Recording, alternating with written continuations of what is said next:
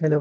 आज हम लोग शुरू करने वाले हैं आयनिक कोवैलेंट एंड कोऑर्डिनेट बॉन्डिंग का सेकंड लेक्चर। ठीक है, इससे पहले इसका एक लेक्चर हो चुका है और फैजान रूल्स का दो लेक्चर हो चुका है। तो ये तीनों लेक्चर अगर आप लोग नहीं देखे हैं तो प्लेलिस्ट में जाके देख सकते हैं, और इन तीनों लेक्चर का मैं लिंक डिस्क्रिप्शन में डाल दूंगा। ठीक है, शुरू कर दे। First question, which compound has electrovalent bond? सबसे पहले तो इलेक्ट्रोवैलेंट बॉन्ड होता क्या है? कुछ नहीं होता। आयनिक बॉन्ड का दूसरा नाम है। अब आयनिक बॉन्ड क्या होता है? Transfer of electron. अब इस चारों में देखो किसमें ट्रांसफर ऑफ इलेक्ट्रॉन हो रहा है। H2O2, इसमें शेयर होता है इलेक्ट्रॉन। इसमें भी शेयर होता है इलेक्ट्रॉन। इसमें ये देखो, Na एक इलेक्ट्रोपॉजिटिव है। इलेक्ट्रोपॉजिटिव, जो ये एक इलेक्ट्रॉन ट्रांसफर कर देगा किसको? Br को। ये निगेटिव बन जाएगा फिर, क्योंकि ये इलेक्ट्रो निगेटिव है। ठीक है, तो उस तरह से ये ट्रांसफर हो रहा है इस इलेक्ट्रॉन का। तो ये आयनिक बॉन्ड है। ठीक है, और इसमें भी ये शेयरिंग होता है इलेक्ट्रॉन का। तो ये भी कोवलेंट है। इसमें भी मतलब sharing of electron. Correct answer हमारा सी हो जाएगा। The dative bond is present in, फिर से वही बात। डेटिव बॉन्ड होता क्या है? कुछ नहीं होता है। कोऑर्डिनेट बॉन्ड को डेटिव बॉन्ड बोलते हैं। अब कोऑर्डिनेट बॉन्ड होता क्या है? जिसमें कोवेलेंट बॉन्ड भी प्रेजेंट हो और ट्रांसफर ऑफ इलेक्ट्रॉन भी हो।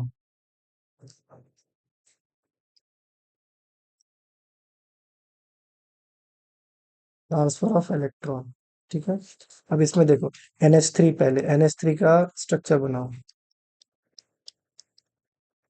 इसमें तो लोन पेयर है ही, तो ये तो कोऑर्डिनेट बॉन्ड नहीं हुआ। हाँ, इसके जगह अगर ये दे देता NH4 प्लस,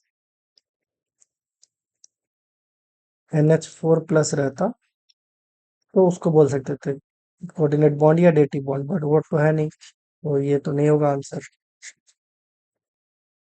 दूसरा देखते हैं। हाँ, SO3 में कोऑर्डिनेट कोवेलेंट बॉन्ड प्रेजेंट रहता है। SO3 का स्ट्रक्चर अगर आप देखोगे ना, ये एक डबल बॉन्ड होता है और ऐसे रहता है। ये है SO3 का स्ट्रक्चर। इसमें डेटिव बॉन्ड प्रेजेंट है।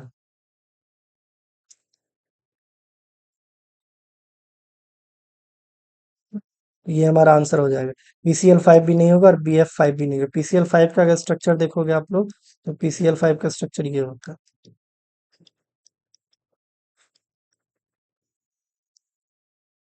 इसको बोलते हैं ट्राइगोनल बाइपिरामिडल।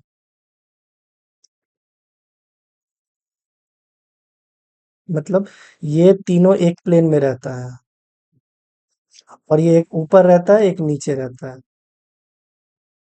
और BF3 तो सिंपली ट्राइगोनल प्लेनर है।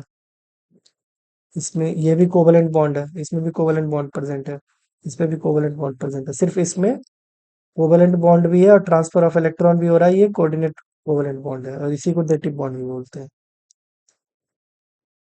The compound which contains both ionic and covalent bond, मतलब जिसमें इलेक्ट्रॉन का ट्रांसफर भी हो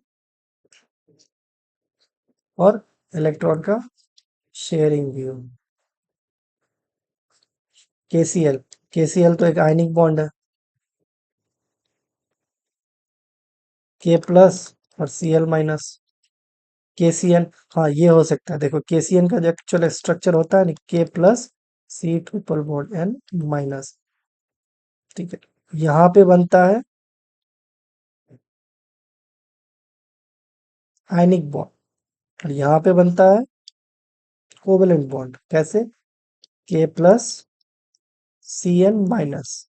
इसी को मैंने यहाँ दिखाया, C∼N। तो C∼N जो है, इसमें कोवेलेंट बॉन्ड है, और K प्लस और Cn माइनस, इसमें आयनिक बॉन्ड है। तो ये आंसर हो जाएगा। CH4, ये तो कोवेलेंट बॉन्ड है। इसका स्ट्रक्चर टेट्राहेड्रल होता है। S2 ये भी कोवेलेंट बॉन्ड है, इसमें कंप्लीटली शेयरिंग होता है एक इलेक्ट्रॉन का। तो option B is correct. The number of covalent bond in fluorine molecules is, हाँ फ्लोरीन मॉलिक्यूल्स, फ्लोरीन का अगर इलेक्ट्रॉनिक कॉन्फ़िगरेशन देखोगे तो क्या आता है, आउटर मोस्ट शेल का 2s2 2p5 यही होता है। अगर p ऑर्बिटल अगर आप बनाओगे, 1 1 2 3 4 5, सिर्फ इसमें एक खाली रह जाएगा, सिर्फ ये एक ही बॉन्ड बना सकता है, ओनली वन। तो नंबर ऑफ कोवेलेंट बॉन्ड सिर्फ एक बना सकता है। An example of polar covalent bond मतलब कोवेलेंट कंपाउंड भी होना चाहिए और पोलर भी होना चाहिए। पोलर और नॉन पोलर पहले बता देते हैं। पोलर और नॉन पोलर क्या है, जैसे ए है और इधर भी ए है, दोनों के पास इक्वल स्ट्रेंथ है, तो इसके बीच में जो अगर इलेक्ट्रॉन की शेयरिंग होगी, इक्वल होगी, इस तरह का अगर बॉन्ड बन रहा है जिसमें इक्वल शेयरिंग हो रहा है, तो वो पोलर हो जाएगा, सॉरी नॉन पोलर हो जाएगा। और सपोज ए है और बी है, इसमें बी ज्यादा स्ट्रांग है और ए कम स्ट्रांग है, तो ये पोलर मॉलिक्यूल्स हो जाएगा। ई स्ट्रांग। वो स्ट्रॉन्ग वीक क्या होता है, जैसे कोई ज्यादा इलेक्ट्रोनेगेटिव हो, कोई ज्यादा इलेक्ट्रोपॉजिटिव हो। अब जो इलेक्ट्रो सपोज अगर ए और बी में इसको अगर हम इलेक्ट्रोनेगेटिव मान लेते हैं, तो ये अपनी और इलेक्ट्रॉन खींच के रखेगा ज्यादा, इसकी ओर तो कम आएगा, तो ये पोलर हो जाएगा। तो इसमें बोल रहा है पोलर। देखते हैं केसीएल। केसीएल तो सबसे पहले आयनिक बॉन्ड है, इसमें तो ट्रांसफर कर दिया इलेक्ट्रॉन, फिर कुछ जानता ही नहीं है। NaCl ये भी आयनिक है। CCl ये कोवेलेंट बॉन्ड है। अब इसमें हमको देखना है पोलर है या क्या है। CCl एक टेट्राहेड्रल स्ट्रक्चर होता है जो 3D में प्रेजेंट होता है। Cl Cl Cl Cl, ठीक है। ये हर एक के बीच 109 डिग्री का एंगल रहता है, ऑलमोस्ट 109 डिग्री, ठीक है। इस वजह से ये पोलर नहीं है, ये एक नॉन पोलर मॉलिक्यूल्स है।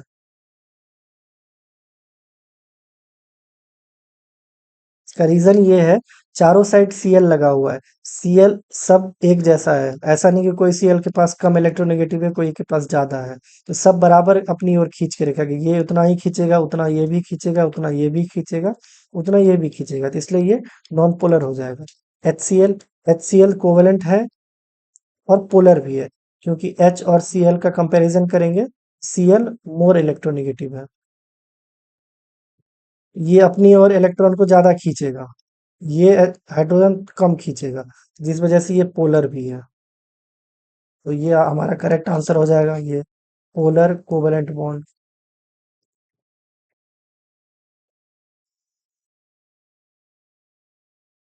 पोलर कोवेलेंट कंपाउंड है, polar covalent covalent bond present है और पोलर कंपाउंड है, ठीक है।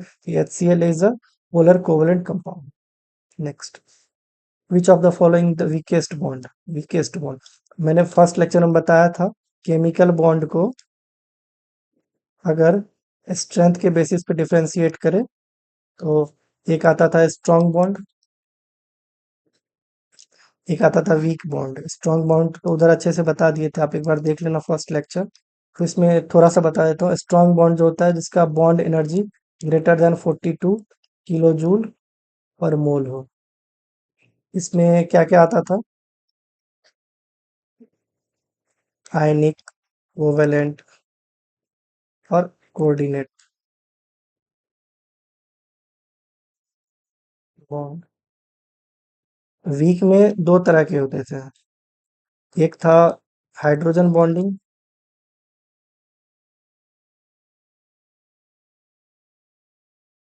एक था van der Waals force.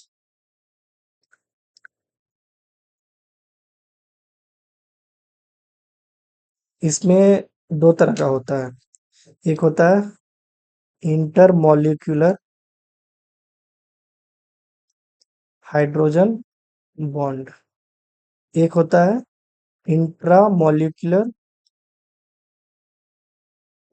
Hydrogen bond. H bonding दो तरह का होता है। वंडरवॉल में तीन टाइप आता है। एक डाइपोल डाइपोल, एक डाइपोल इंड्यूस डाइपोल, एक आता है इंड्यूस डाइपोल इंड्यूस डाइपोल।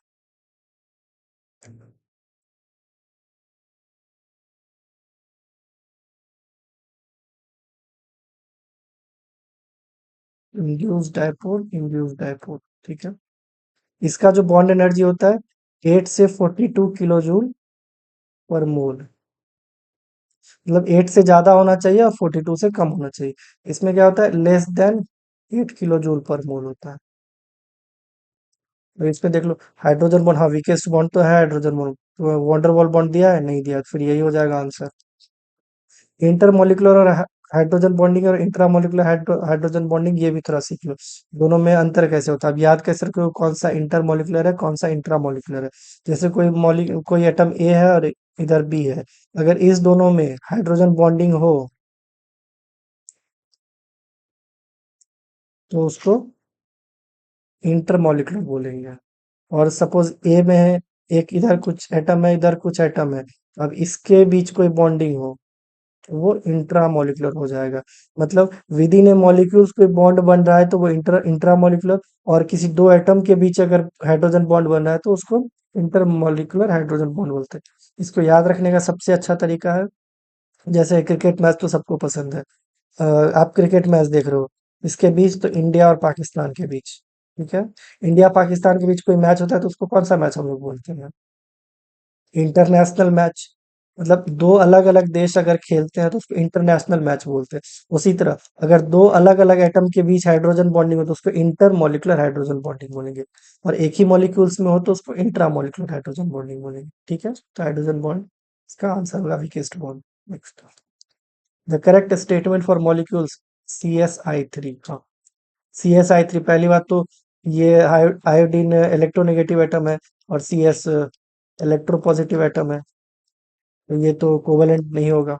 अब इस पे चार्ज देखते हैं, CS+1 और I3- दिया हुआ है। जैसे अगर हम लोग सीखे थे फॉर्मल चार्ज निकालना, CS3, इसको x मान लेंगे, ये एक हेलोजन फैमिली का है तो एक का -1 आता है, तीन का है तो 1 × 3, 0, तो x = +3। इस पे +3 चार्ज अगर आप बैठा देते हो तो जीरो, जीरो मार्क्स तो छोड़ो, माइनस में मार्क्स आ जाएगा। होता क्या है, जब हम डाउन द ग्रुप नीचे आते हैं ना तो फॉर्मल चार्ज डिक्रीज करने लगता है। उस वजह से सीजियम+3 चार्ज होल्ड नहीं कर सकता है, सीजियम+1 में एग्जिस्ट करता है। या ये ऐसे समझ सकते हो, सीजियम+1 में ही स्टेबल रहता है। तो इसका जो अगर ये एक आयनिक बॉन्ड है, इसका अगर आप तोड़ोगे तो ये CS+ और I3- में टूटता है, ठीक है। तो ये इसका आंसर ऑप्शन बी हो जाएगा, ये तो होगा ही नहीं और ऐसे एग्जिस्ट नहीं करता है, ठीक है। तो ऑप्शन बी करेक्ट।